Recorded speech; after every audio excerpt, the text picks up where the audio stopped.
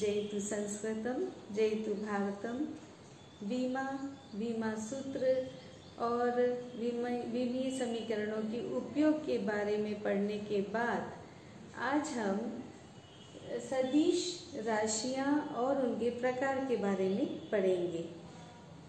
राशियों का अगर हम कहें तो भौतिक राशि 3 प्रकार की होती है, अदिश राशि, सदिश राशि और प्रदिश राशि।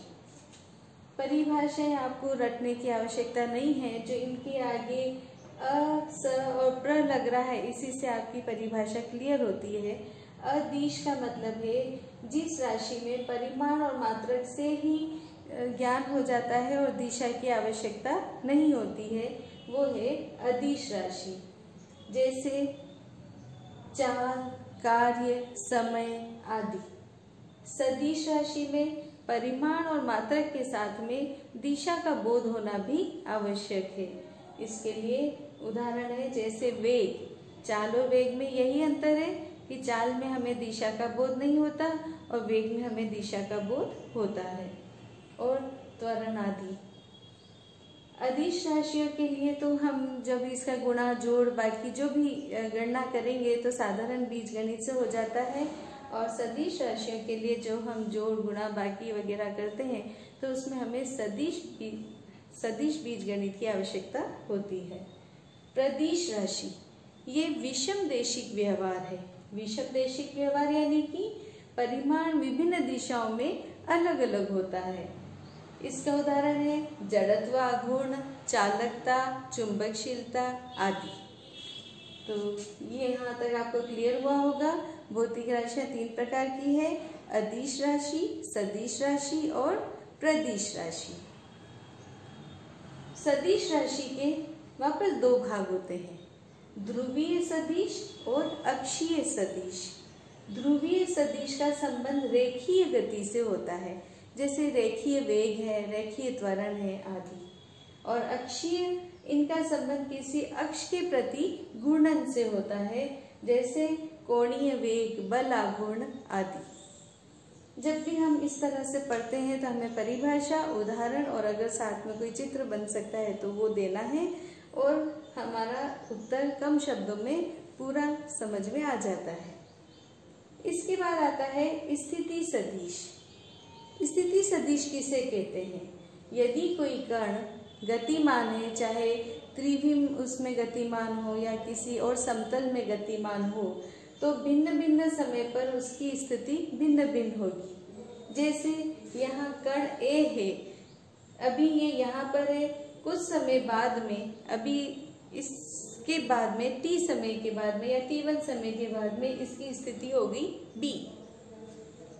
तो कहने का मतलब है कि भिन्न भिन्न समय पर उस कण की स्थिति भी भिन्न भिन्न होगी।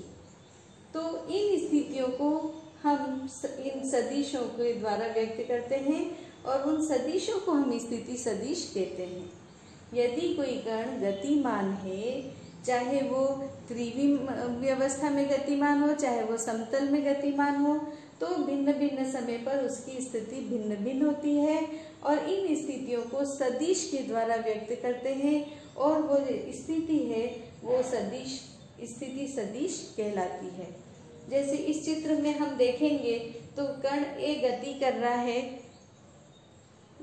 रहा है और कुछ समय के बाद में वो B स्थिति में पहुंच जाता है। यहाँ पर X, O और Y अक्ष है। देखिए चित्र को ध्यान से।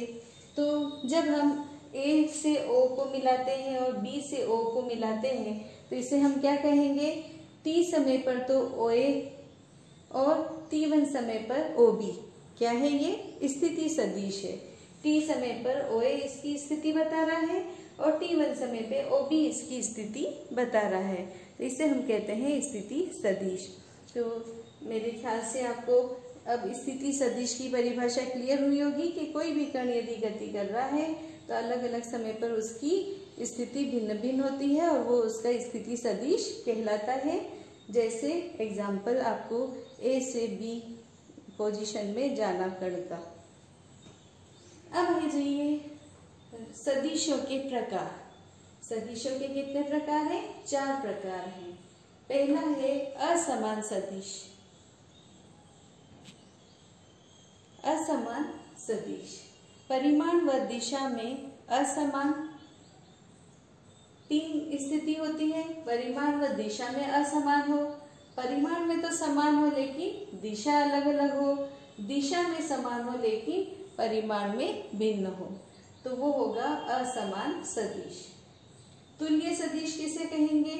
जो परिमाण और दिशा में समान हो। जैसे यहाँ पे P, Q और R 3 हमने सदिश लिए, क्या देखा है? सबकी दिशा भी समान है और सबका परिमाण भी समान है, 5 सेंटीमीटर 5 सेंटीमीटर 5 सेंटीमीटर।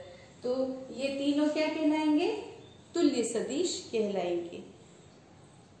तीसरा आ जाता है एकांक सदिश, इकाई परिमाण वाले सदिश। इकाई परिमाण वाले सदिश के लिए हमें सिर्फ ये सूत्र याद रखना है, स्मॉल a, इसे हम कहते हैं एकांक सदिश। ए के ऊपर जब तीर लगा दिया तो ये सदिश दिशा का बोध करा रहा है, तो ये मैंने यहाँ लिखा है कि ये ए कोई सदिश है। और जब तीर के साथ में मैंने इस तरह से चिन्ह बना दिया तो ये इसका परिमाण का बोध कराता है, तो ये इसका परिमाण है। तो सूत्र इस ए को मैं इस तरह से सिंपल ए लिख देती हूँ, तो ए सदिश बटा ए। सूत्र यदि हम इस सदिश ज्ञात करना है तो ए सदिश बराबर क्या हो जाएगा? ये इंटू ए, क्रॉस गुणा करना है हमें, तो एकांक सदिश इंटू एकांक परिमाण, है ना। तो सदिश बराबर सदिश ए बराबर क्या हो गया? एकांक सदिश इंटू परिमाण। ये सूत्र वाली भाषा, ए बराबर स्मॉल ए इंटू ए। चिन्हों का ध्यान रखना है और परिभाषा इसकी क्या हो जाएगी? ये सदिश क्या है? एकांक सदिश इंटू परिमाण। विपरीत सदिश क्या है?